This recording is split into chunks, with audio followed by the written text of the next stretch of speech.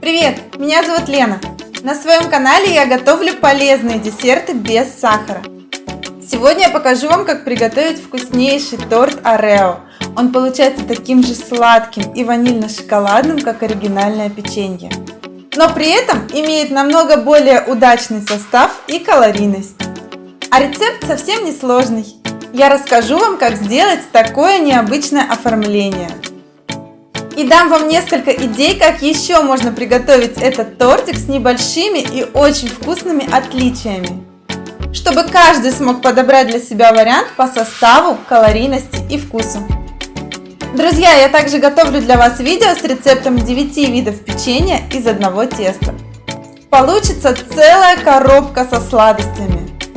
А также из этого же теста мы приготовим пряничный домик и новогодний десерт шишка. Эти рецепты выйдут уже совсем скоро. Подписывайтесь на мой канал и ставьте колокольчик, чтобы не пропустить эти новогодние видео.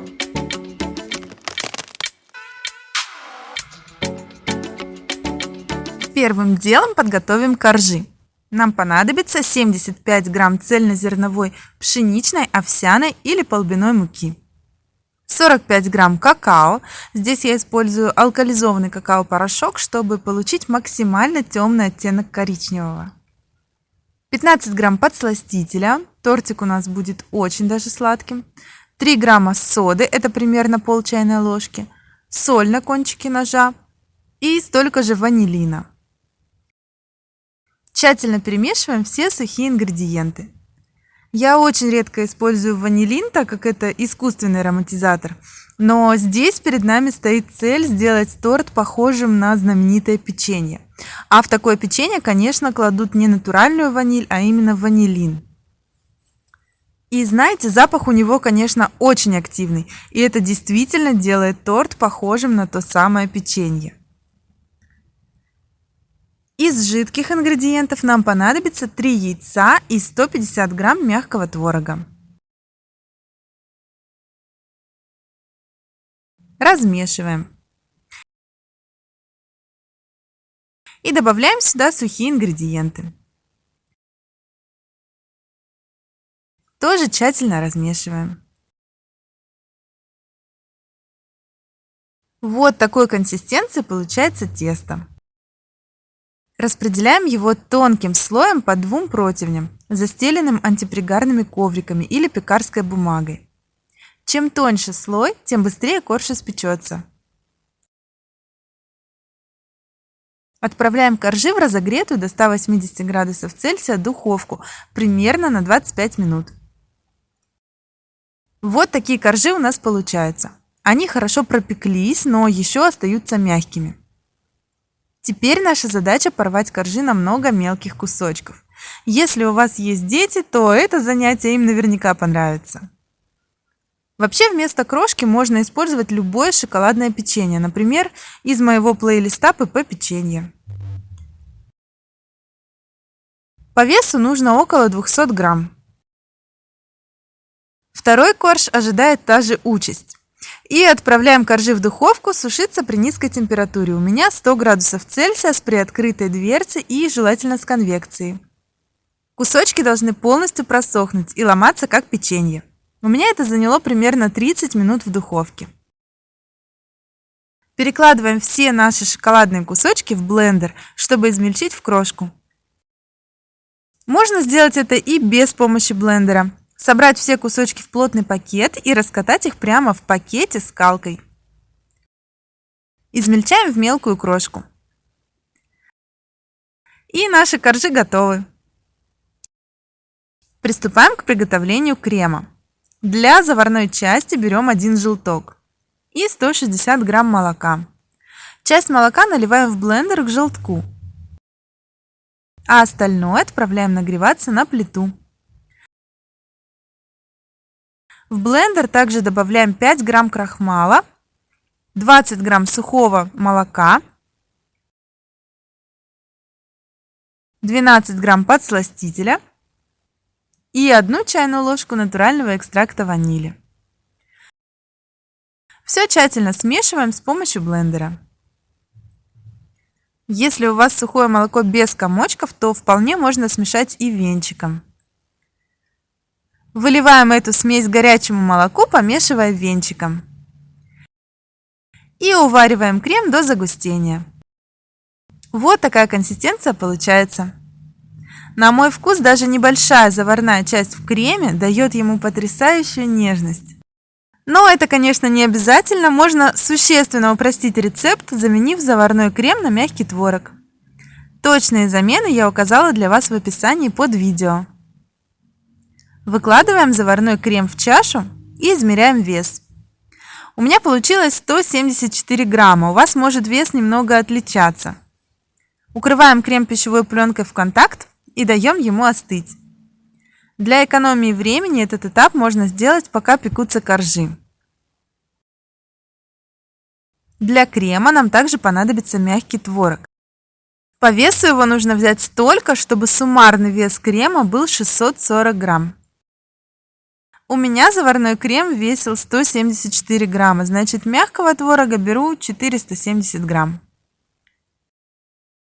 Соединяем обе части и тщательно размешиваем. Вместо мягкого творога можно использовать рикотту или любой вариант замены рикотты. Видео с 3 вариантами замены рикотты уже есть на моем канале. Единственное, если вы используете плотную рикотту, то ее нужно предварительно пробить блендером и добавить немного жидкости, например, йогурта или молока. Вот такой консистенции получается крем. Мягкий, даже можно сказать жидковатый. Перекладываем его в кондитерский мешок. Где-то можно обойтись без мешка, но в этом торте он нужен. Если у вас его нет, то можно взять просто плотный мешочек или свернуть пекарскую бумагу в форме конуса. Приступаем к сборке торта. Для сборки я использую кольцо диаметром 16 см. Кольцо должно сразу стоять на подложке или тарелке, на которой будет подаваться, потому что переносить такой тортик очень проблематично. Сегодня я собираю торт без ацетатной ленты. Выкладываем 55 грамм шоколадной крошки. Насыпаем равномерным слоем. Кстати, этот торт можно собирать и в любой форме с дном, например, в силиконовой. Для этого застелите дно пищевой пленкой и начинайте сборку торта сверху вниз, то есть начиная со слоя крема.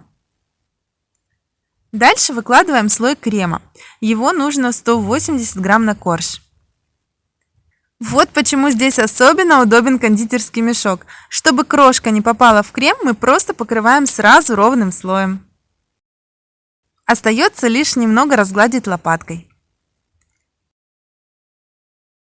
И насыпаем следующий корж. Это 55 грамм крошки. Равномерно по всей поверхности крема. Есть отличная идея, как сделать торт еще более шоколадным. Попробуйте в каждый слой коржей натереть на терке немного ПП шоколада. Это точно будет плюсом ко вкусу. И еще слой крема.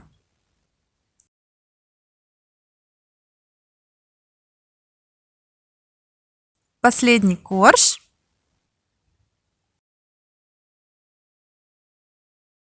И третий слой крема.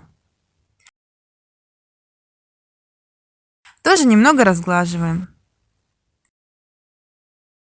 Укрываем торт пищевой пленкой и отправляем в холодильник на ночь для пропитки. Оставшийся крем и шоколадная крошка нам понадобятся для покрытия торта. Храним их тоже в холодильнике. У меня на торте будет очень простой декор. Белыми буквами на черном фоне надпись Орео. Для этого нужно из любой пленки вырезать трафарет. У меня это пленка для десертов. Ею покрывают срез торта, если, например, торт продается отдельными кусочками. Но это может быть любая пленка, плотный полиэтилен или даже пекарская бумага. Но пленка удобна тем, что ее можно помыть и вытереть перед использованием, а также использовать несколько раз, если требуется. Буквы я сделала похожими на буквы с упаковки печенья. Тут важно угадать с размером. Для этого вся надпись должна быть меньше, чем диаметр торта. Буквы готовы. Достаем пропитанный тортик. Снимаем пленку. И давайте попробуем достать без ацетатной ленты. Для этого проходимся ножом по стенкам формы и аккуратно поднимаем. Немного крошек, но в целом все удачно. И покрываем оставшимся кремом бока торта. Из кондитерского мешка снизу вверх по спирали. Выравниваем бока и чуть-чуть подравниваем верхушку. Теперь можно выкладывать буквы. Прижимаем пленку к торту. По задумке буквы немного уменьшаются от начала слова к концу. Посыпаем торт шоколадной крошкой сверху и сбоку. Удобнее всего это делать над противнем, так как крошка неизбежно сыпется вниз. Хорошо прижимаем руками боковое покрытие. Найти буквы под слоем крошки очень легко. Достаточно пошевелить, и крошка сходит с трафарета. Очищаем буквы, аккуратно смещая посыпку в стороны. Когда буквы полностью очищены, поддеваем ножом каждый трафарет и аккуратно снимаем.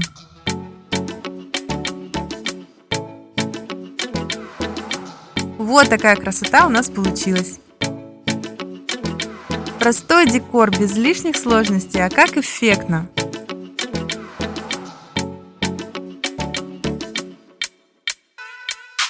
Давайте его разрежем.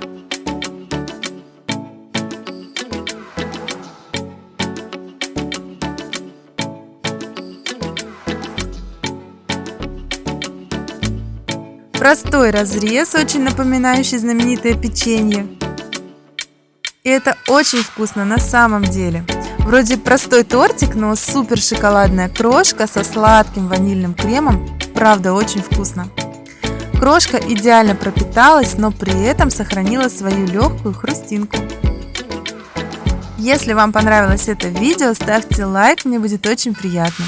Подписывайтесь на мой канал и делитесь этим видео с друзьями. Пока!